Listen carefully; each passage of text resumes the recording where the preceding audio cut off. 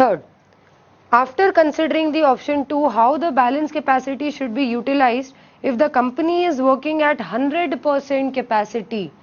अब बोला गया है कंपनी 100% कैपेसिटी पर काम कर रही है, 100% कैपेसिटी पर काम कर रही है, तो फिर क्या ट्रांसफर करोगे आप? इसका मतलब जितना लोकल अवेलेबल है वो है, बाकी का हमें बाहर से ही खरीदना पड़ेगा। दोनों डिविजन्स को किसी भी ट्रांसफर का कोई सेंस ही नहीं बनता। दोनों डिविजन ही अपने 100% कैपेसिटी पर ऑपरेट कर रही है और 100% कैपेसिटी पर दोनों अपने रॉ मटेरियल को एग्जॉस्ट कर पाएंगी। And also calculate selling price per ton if company wants a markup of 10% on full cost of each division's product. 10% का मार्कअप चाहिए तो सेलिंग प्राइस कैलकुलेट करिए।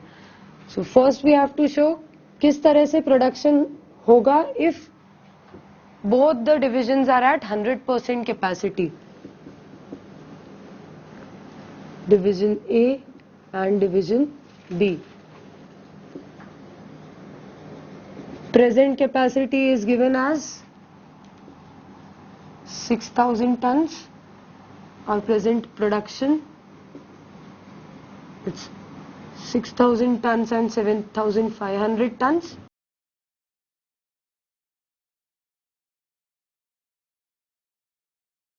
Present capacity utilization is given as 80% and 60%. So we can find out total capacity. Total capacity of A shall be 7,500 and of B shall be 12,500 tons. Okay? अब पहले हम कोशिश करेंगे दोनों ही divisions पे local जो material available है, हमें प्रोडक्शन तो टोटल इतना ही करना है, टोटल कैपेसिटी पर करना है, हमें इसका ब्रेकअप देना है किस तरह से ये प्रोडक्शन किया जाएगा। So how much units we shall produce from the local units and the balance which we are going to produce from outside market. Okay, हमारे पास रॉ मटेरियल अवेलेबिलिटी है। Now this capacity is in terms of output. ये बात ध्यान रखना, there is a difference over here in output and input. Output के tons are not equal to input के tons. तो हमें ध्यान रखना पड़ेगा हर बार हम कब output की बात कर रहे हैं और कब input की बात कर रहे हैं। Raw material availability is 4,000 tons and 8,000 tons. So maximum production, that is output, using maximum production possible with local materials. Local raw material use करके हम ज़्यादा से ज़्यादा कितना प्रोडक्शन कर सकते हैं? So when we have 4,000 tons of raw material available, this is 80%. That means हम 5,000 tons of आउटपुट यहाँ पर बना सकते हैं maximum from the local purchases. B में हमारे पास 8,000 tons of raw material available है, इसका मतलब हम 10,000 टन्स आउटपुट के प्रोड्यूस कर सकते हैं फ्रॉम दीज मटेरियल्स। टोटल हमें प्रोडक्शन करना इतना है, उसमें से this is what we are producing from the local purchases, तो बाकी का जो बैलेंस है that will be bought from outside market. Balance production again in terms of output done from outside purchases.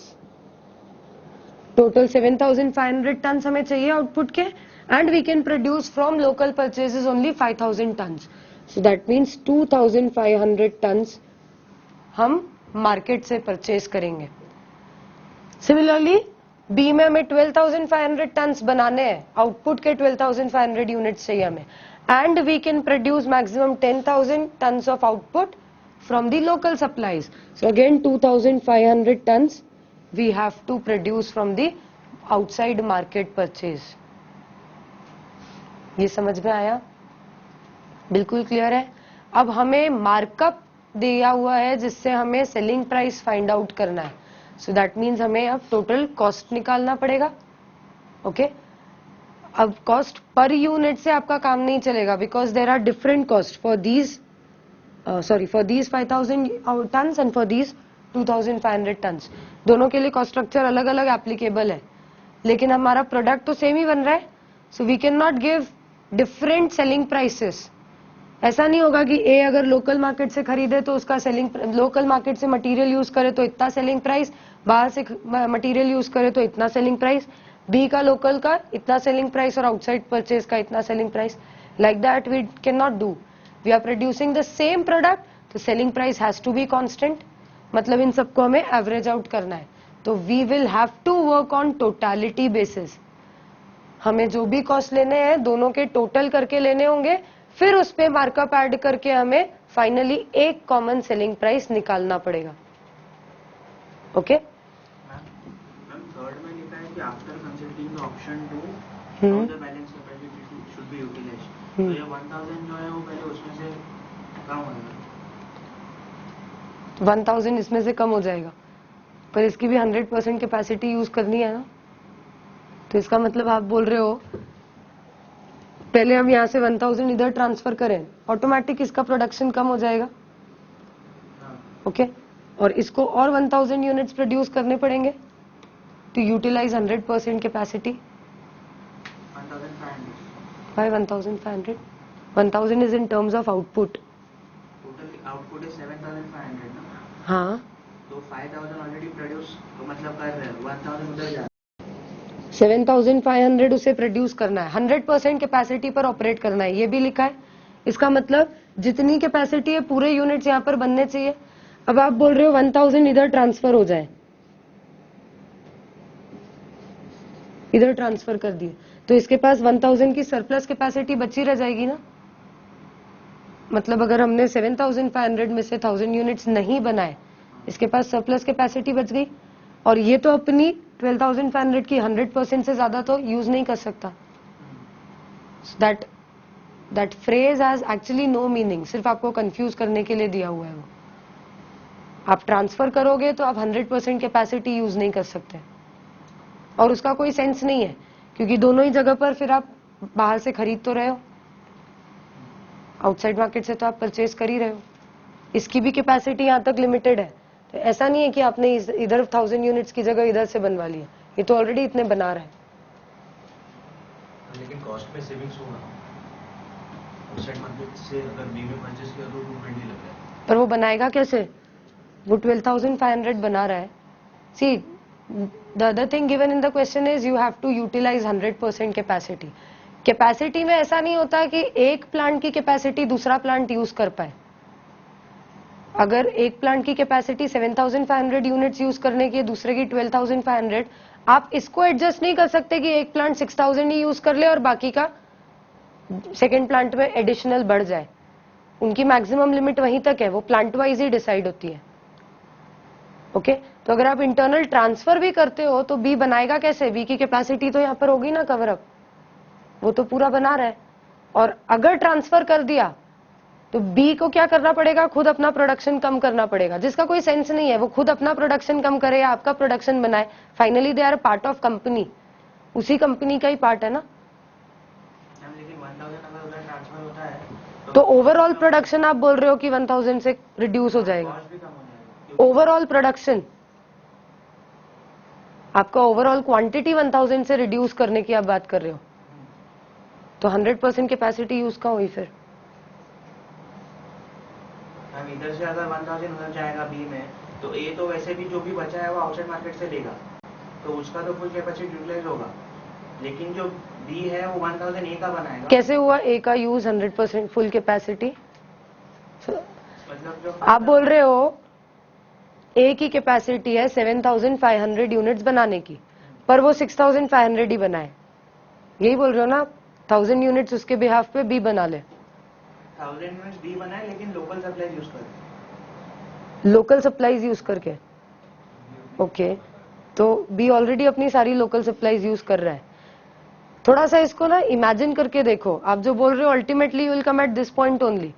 You are saying 7500 में से 1000 units, या इस 5000 में से 1000 यूनिट्स, और इस 2500 में से ना 1000 यूनिट्स वो बी को बनाने को दे दे, ठीक है, तो इसकी कैपेसिटी स्पेयर बच गई, वो क्या करेगा, फिर से मार्केट से खरीद के बनाएगा, मतलब अल्टीमेटली वो इतना ही बना रहा है ना, 2500 यूनिट्स ही बना रहा है वो। और बी क्या कर रहा है, आप बोल रहे हो बी अपने 2500 यूनिट्स ना बना के ए के 2500 यूनिट्स, ए के लिए 1000 यूनिट्स बनाए, खुद के लिए 1500 ही बनाए और ए के लिए 1000 यूनिट्स बनाए। कॉस्ट तो उतना ही लग रहा है ना, वो खुद के लिए बनाए या ए के लिए बनाए, बेचेगी तो कंपनी। हाँ, लेकिन जो 1000 ए का है वो लोकल सप्लाई से कम कॉस्ट में पड़ेगा, बस उतना ही फर्क पड़ेगा। कैसे कम कॉस्ट में पड़ेगा? क्योंकि ए जो है वाली 1500 आउटसाइड मार्केट से लेगा। एक मिनट, मुझे आप ब्रेकअप करके बताओ, हाँ, ए क्या क्या बनाएगा? लोकल से ए बना रहा है 5000, करेक्ट। इसके बाद इसने बी को ट्रांसफर कर दिया, ठीक है, बी को जो ट्रांसफर किया वो कर दिया, तो बाकी बैलेंस ही आउटसाइड मार्केट से कितना खरीद के बनाएगा?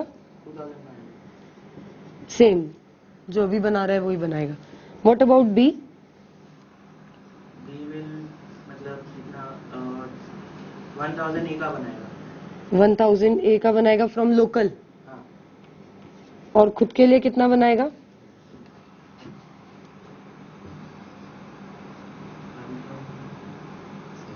9000। मतलब टोटल 10,000 ही बनाएगा ना, कॉस्ट तो इतना ही रहेगा, वो किसी के भी नाम से बनाए उसको सेम ही कॉस्ट लगेगा। और अब मार्केट से कितना खरीदेगा? घुमा रहे हो जबरदस्ती।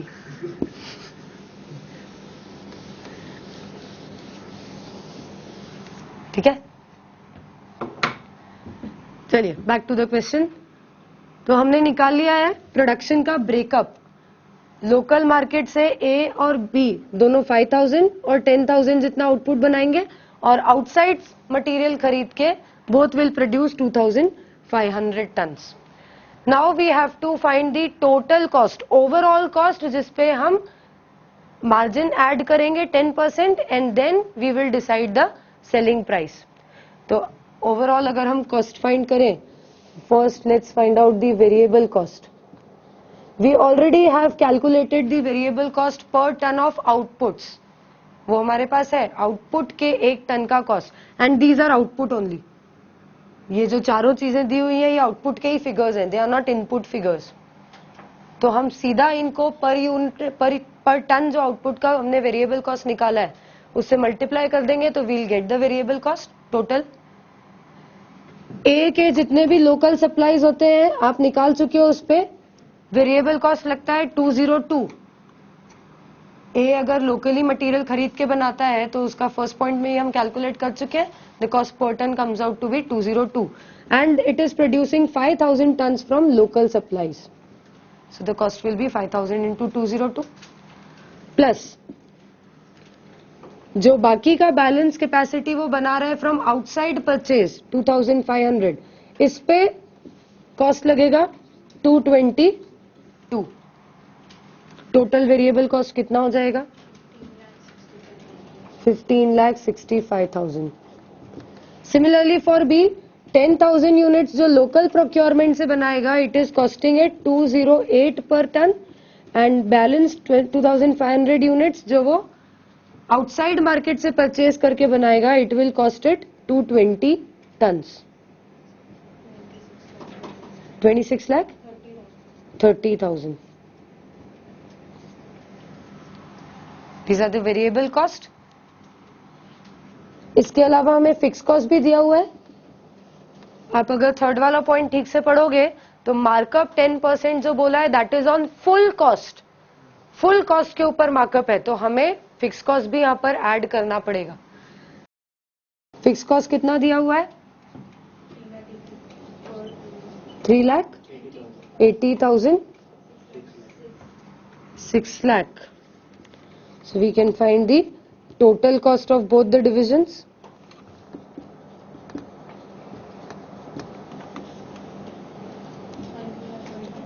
$19,45,000 and 32,30,000. These are the total cost of both the divisions. Again, लेकिन हम जो selling price workout करेंगे वो division wise workout नहीं कर सकते because our product is same.